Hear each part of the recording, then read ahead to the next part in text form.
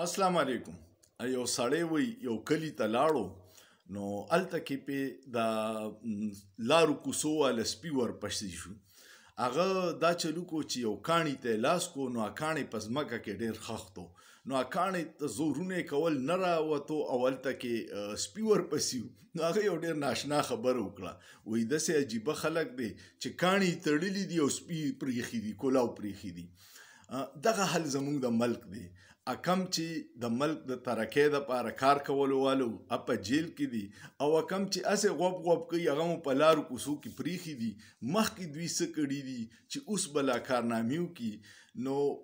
هندوستان زموږ نه ډېر مخکې ولې دی؟ هغه په دې دی چې د هندوستان او مونږ یو ځای آزاد شوي یو خو د هغوی د ازادۍ نه پس هغوی متواتر د الیکشنو پروسس کړی دی. هلته چېرته فوجي یا ډیکټیټر حکومت نه دی راغلی، مارشل لا نه ده لګېدلې او هغوی تر اوسه پورې سیاسي عمل کې چې کوم کرپټ خلک وي هغه ترې فلټر شي او نوي تازه خلک راوځي سیاست ته او هغوی سره دا فکر وي که زه د عوام خدمت ونه کړم را روانه پیره به مو نه پاس کوي. پاکستان کې بدقسمتۍ نه 3-4 غټې مارشل لاګانې ولګېدې او هغې د جنرال ایوب حکومت ته وګوره، بیا د ضیاءالحق 11 کاله، بیا د مشرف 10 کاله. هغې حکومتونه پاکستان ترقي ډېره روکاو کړه او سیاسي عمل ته یې ډېر نقصان ورسو. سیاسي ورکر چې وي که نه هغه ډېر په سوچ سمج فیصلې کوي، هغه ته د ګراوند ریالیټیز پته وي نو هغې فیصلو کې مضبوطیایي او دا کم چې د ډیکټیټر فیصلې وي هغه د یو شخصي فیصلې چا ته جوابدی نه وي. پارلیمنت خو عوامو ته جواب دی، ډیکټیټر یا مارشل لا مشر چې خو هیچ چا ته جواب دی نه، داسې خو ډنډه ده. نو په دغې وجه باندې چې کم فیصلې کوي ځان عقلي کول ګڼي او ضروري نه ده چې هغه ته د هرې مسلې حل. پارلیمنت چې کله په هغې ته بحث وکړي، یو مسله رامخکې شي او حل شي نو هغې یو ټوس نتیجه راوځي او بیا ته ډېرې خبرې چې د عوامو د مفاد سره نه وي تړلې شوې نو ته هغه نشي کولی ځکه چې عوام ته پته ولګي نو را روان الیکشن کې به تا ته شکست میلاویږي. هندوستان کې سیاسي عمل جاری دی، نن هغوی دومره مخکې روان دي، معیشت دومره دی چې په 2025 کې به هغوی د دنیا 3م غټ معیشت شي، امریکا، چین او ورپسې به هندوستان شي. او مونږه چې د هغه سره یو ځای آزاد شوي د یو ارب روپو د IMF د قرض ته ناست یو او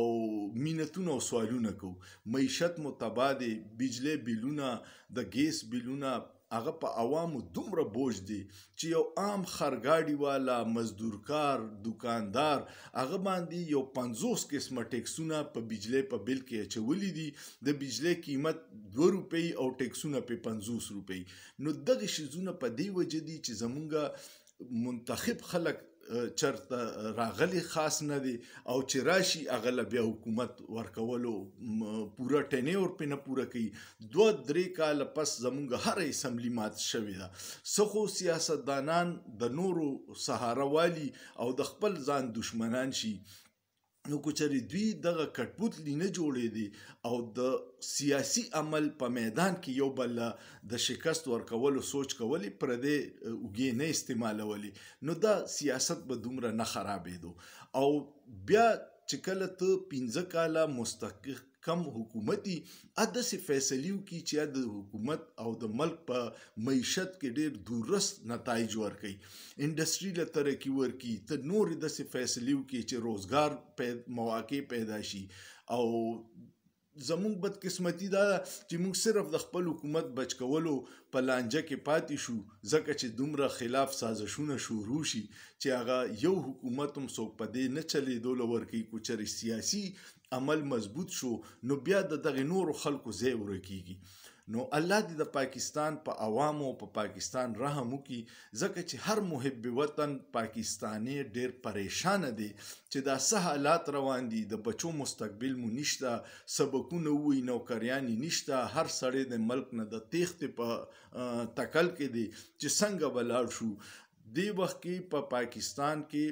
د نادرا د پاسپورت افیسو بهر ریکارډ توړ رش دی ځکه چې هر سړی د دې ملک نه د تیښتې په دوران دی او زموږ هم ته سفید پوشه خو بدقسمتي دا ده چې نه را سره اوس په دې ملک کې د اوسېدو پیسې شته او نه را سره د دې ملک نه د تښتېدو پیسې شته چې څنګه بدلاو شو په ویزو په دې پروسس ډېرې لوی پیسې لګي نو د ټول نه پریشان پکې زموږ هم ته د سفید پوش طبقه ده چې کاروبارونه تباه دي او د آمدن ذرایع ورځ ورځه محدوده کیږي امید لرم چې تاسو به د ملک د